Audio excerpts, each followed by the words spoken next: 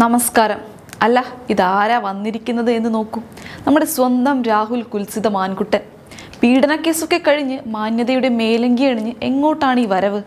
ധർമ്മപ്രധാന്റെ രാജിയിൽ കുളിര് കോരി പുറത്തു ചാടിയതാണോ? അതേ രാഹുൽ മോനെ, ധർമ്മപ്രധാൻ അങ്ങ് രാജിവെച്ചു. നിന്റെ പപ്പുക്കുട്ടൻ അങ്ങ് പട്ടായയിൽ നിന്ന് വന്നപ്പോൾ തന്നെ മുകളിലിരിക്കുന്നവർക്ക് കാര്യം മനസ്സിലായി. ഈ സമരത്തിന്റെ പോക്ക് എങ്ങോട്ടാണെന്നും ഇതിന്റെ പിന്നിൽ ആരെല്ലാമാണെന്നും.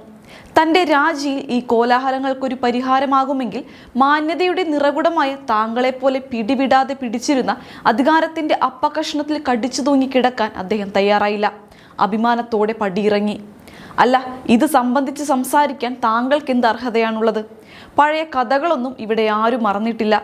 നിങ്ങളുടെയൊക്കെ കുൽസിത പ്രവൃത്തിയിൽ ഒരു പാവം പെൺകുട്ടിയെ വലയിലാക്കി കാമാസക്തിയിൽ അവളെ ഗർഭിണിയാക്കി അവസാനം തലയിലാകുമെന്ന് കണ്ടപ്പോൾ നൈസായി ഒഴിവാക്കി കുഞ്ഞിനെ ഭ്രൂണഹത്യ ചെയ്യിപ്പിച്ച് നാട് മുഴുവൻ നാറിവെളുത്ത താങ്കൾക്ക് ഇതിൽ എന്ത് ധാർമ്മികതയാണുള്ളത്?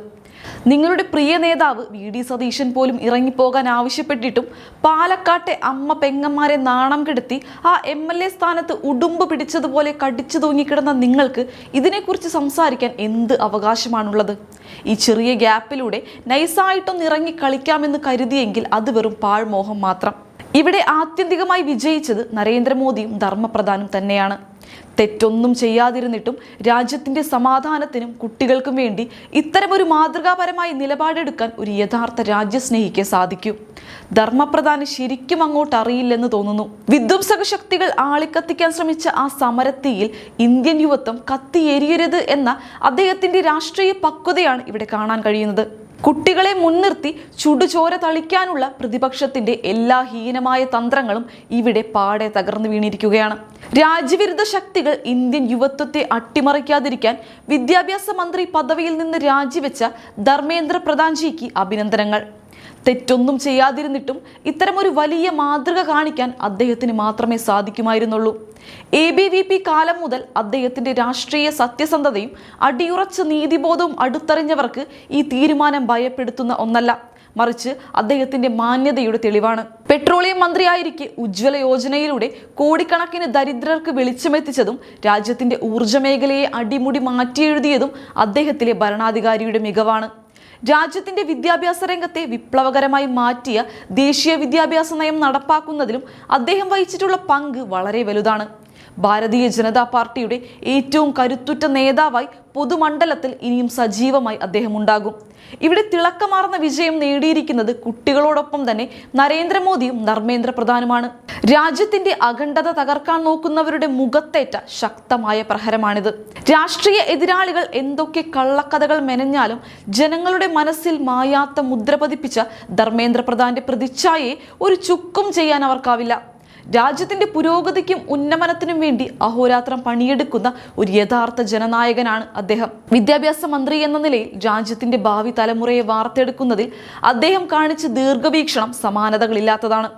യുവജനങ്ങളെ തെരുവിലിറക്കി ചോരപ്പുഴ ഒഴുക്കാൻ നോക്കിയ കുൽസിത രാഷ്ട്രീയ ബുദ്ധികൾക്ക് കനത്ത പ്രഹരമാണ് അദ്ദേഹത്തിന്റെ ഈ മാതൃകാപരമായ തീരുമാനം.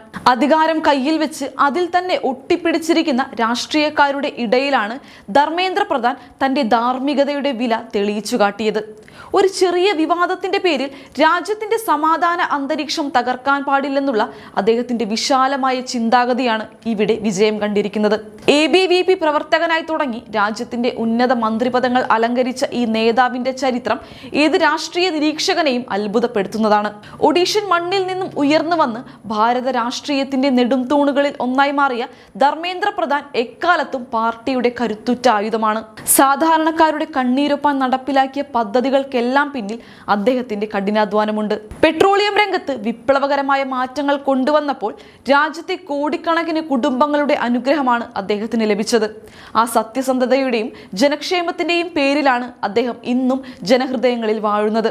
അല്ലാതെ രാഹുലിനെയും കൂട്ടരെയും പോലുള്ള ചിലരുടെ കുൽസിത രാഷ്ട്രീയ നാടകങ്ങൾ കൊണ്ടൊന്നും ആ വ്യക്തിത്വത്തിന് ഒരു പോറലും ഏൽക്കാൻ പോകുന്നില്ല. ഇന്ത്യയുടെ ജനാധിപത്യ മൂല്യങ്ങളെ ഉയർത്തിപ്പിടിക്കുന്നതിലൂടെ നരേന്ദ്രമോദി സർക്കാരിന്റെ പ്രതിച്ഛായയാണ് ലോകത്തിനു മുന്നിൽ വീണ്ടും ഉയർന്നിരിക്കുന്നത്. പ്രതിപക്ഷം എന്ത് കൊടികെട്ടിയ സമരങ്ങൾ നടത്തിയാലും അതിനെയെല്ലാം രാജ്യഹിതത്തിന് മുന്നിൽ അപ്രസക്തമാക്കാൻ ഭരണാധികാരികൾക്ക് ഇന്ന് കഴിഞ്ഞിരിക്കുന്നു.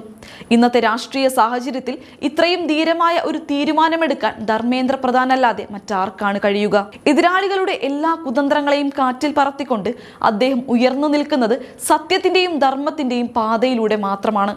ഇന്ത്യൻ രാഷ്ട്രീയത്തിന്റെ ഉജ്ജ്വലമായ ഏടുകളിൽ സുവർണ ലിപികളാൽ എഴുതപ്പെടേണ്ട ഒന്നാണ് ഈ രാജി. അധികാരമല്ല, രാജ്യമാണ് വലുത് എന്ന് അദ്ദേഹം വീണ്ടും തെളിയിച്ചിരിക്കുന്നു. ഈ വിജയത്തിൽ അസൂയ പൂണ്ട് നടക്കുന്ന രാഹുൽ ഗാന്ധിക്കും കൂട്ടർക്കും ഇനിയുള്ള കാലം വരാനിരിക്കുന്ന പരാജയങ്ങളെ ഓർത്ത് തലയിൽ കൈവച്ചിരിക്കേണ്ടി വരും. ഭാരതത്തിന്റെ ഭാവി സുരക്ഷിതമായ കരങ്ങളിലാണെന്നും മോദിയുടെയും പ്രധാന്റെയും നേതൃത്വത്തിൽ രാജ്യം കൂടുതൽ ഉയരങ്ങളിലേക്ക് കുതിക്കുമെന്നും ഉറപ്പാണ്. വിദ്വേഷത്തിന്റെയും വ്യാജ പ്രചാരണങ്ങളുടെയും രാഷ്ട്രീയം അവസാനിപ്പിച്ച് ഒടുവിൽ സത്യം തന്നെ ജയിച്ചിരിക്കുന്നു. രാജ്യത്തിന്റെ അഖണ്ഡതയ്ക്കും പരമാധികാരത്തിനും വേണ്ടി ജീവൻ പോലും നൽകാൻ തയ്യാറുള്ള ഒരു വലിയ സംഘത്തിന്റെ മുൻനിര പോരാളിയാണ് ധർമ്മേന്ദ്ര പ്രധാൻ. അദ്ദേഹത്തിന്റെ ഈ മാതൃക വരും തലമുറയിലെ രാഷ്ട്രീയക്കാർക്ക് വലിയൊരു പാഠമായിരിക്കും. കള്ളപ്രചാരണങ്ങളും നുണക്കഥകളും കൊണ്ട് ഒരു കാലത്തും ജനങ്ങളുടെ സ്നേഹം വിലയ്ക്ക് വാങ്ങാൻ കഴിയില്ലെന്ന് പ്രതിപക്ഷത്തിന് ഇതിലൂടെയെങ്കിലും മനസ്സിലായിട്ടുണ്ടാകുമെന്ന് കരുതുന്നു.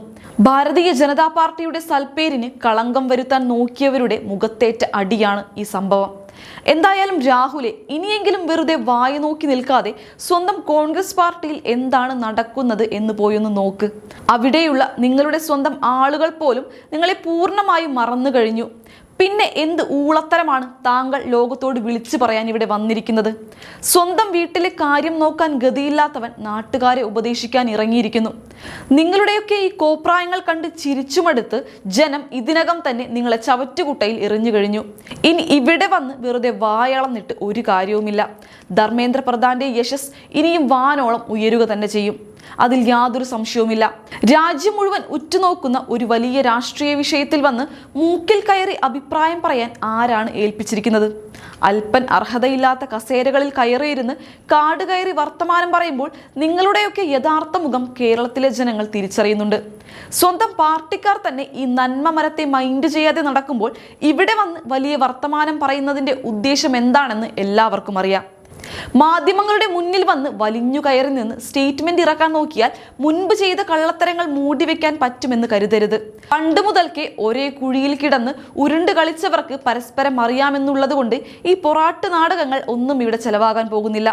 ധർമ്മേന്ദ്ര പ്രധാൻജി കാണിച്ച ആത്മസമർപ്പണത്തിന്റെയോ രാജ്യസ്നേഹത്തിന്റെയോ അല്പം പോലും ഉള്ളിലില്ലാത്ത താങ്കളാണോ അദ്ദേഹത്തിന്റെ രാജിക്ക് പിന്നിലെ വലിയ കാര്യങ്ങളൊക്കെ വിലയിരുത്താൻ നിൽക്കുന്നത്? നാണം കെട്ട രാഷ്ട്രീയ നാടകങ്ങളുടെ അപ്പസ്തോലനായ നിങ്ങളെപ്പോലൊരാൾ ഈ രാജ്യത്തിന്റെ ഉന്നതരായ നേതാക്കളെ കുറിച്ച് സംസാരിക്കുന്നത് കേട്ടാൽ ഏത് കൊച്ചുകുട്ടികളും വരെ ചിരിച്ചു പോകും.